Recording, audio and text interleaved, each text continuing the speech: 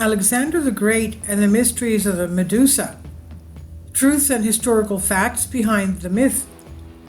So Hercules was gathering an army to attack the Spartans, the Lacedaemon. When he reached Arcadia, he asked Cephas for help, who refused, saying that he was afraid that his city of Tegea would be attacked while he was away.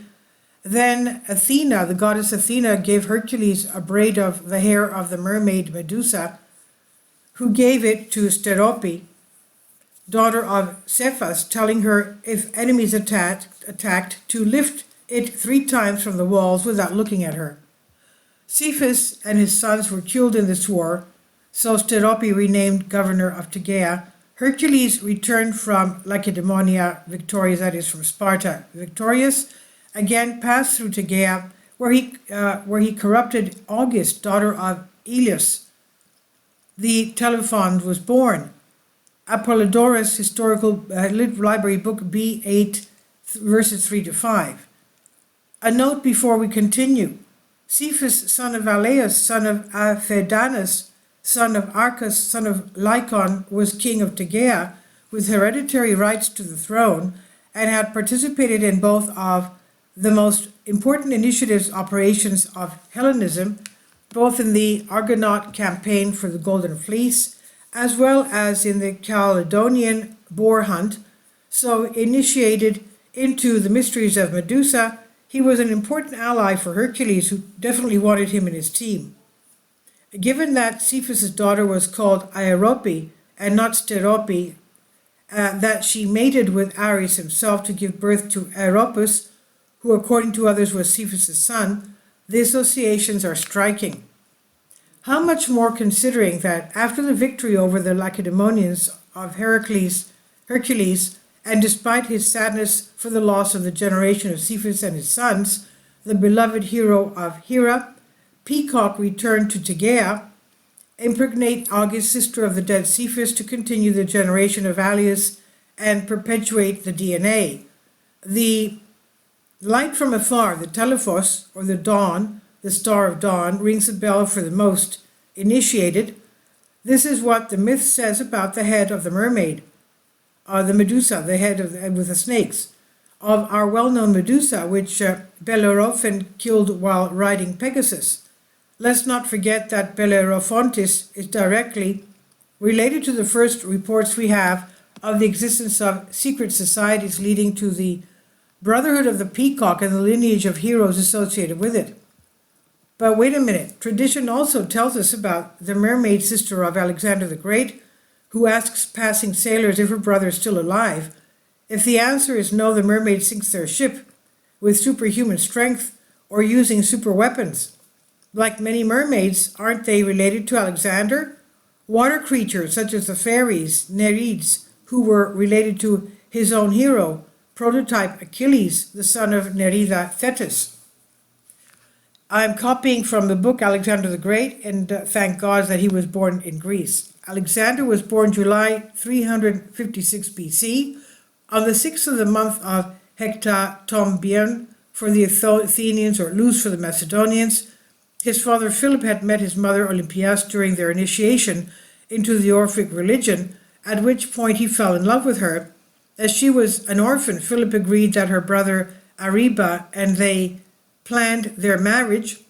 The night before the wedding, Olympias dreamed that a bolt of lightning fell on her belly, from which many fires flew out, which went in all directions and were extinguished, while after the wedding, Philip dreamt that he put a seal in the form of a lion in the belly of Olympias, his wife. The seer Aristandros from Telmessos explained the dreams, saying that a child will be born with the character of a lion, which will have a divine origin. Indeed, Alexander the Great was born, whose birth coincided with the destruction of the temple of Artemis in Ephesus, a temple that belonged to the 7 wonders of the world.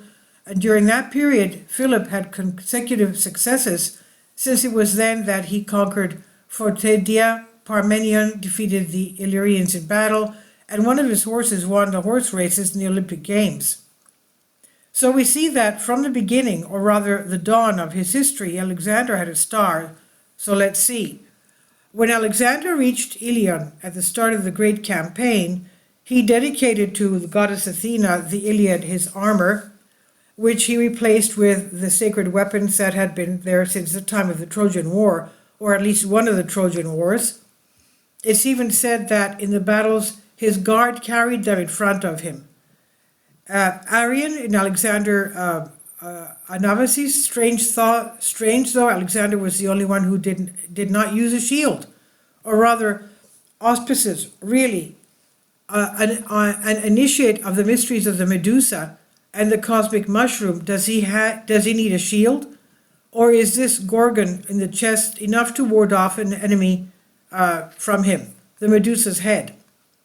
A gift from Perseus in Argos, the plates of Hera. But again, if the tomb is found, it will be found, and the weapons that accompany the warrior on his journey, unless the trip is a return trip, or if it never happened.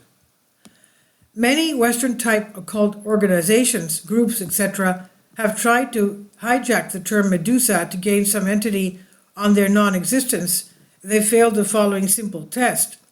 They were completely unrelated to Greek mythology, philosophy, and above all, cosmogony, thanks to the globalization they represent. Lydia Stone for the would-be researcher, so that he is not sold seaweed for silk ribbons. The knowledge about ancient Greece, real knowledge and not candy, accompanied by declarations of the style. Come on, you poor thing, get away from ancient Greece. Medusa's head is an occult term. Clearly, yes, of the Black Medusa, away from us. This I've translated from a Greek article. So he thought that Alexander the Great thought he didn't need a shield because he believed he was so protected. Let's remember that Archangel Gabriel prophesied about Alexander the Great, that he would die young and he would only reign for 10 years, and that he would conquer the Persian Empire, which he did. And this is written in the book of Daniel. Please leave your comments, and thank you for your support.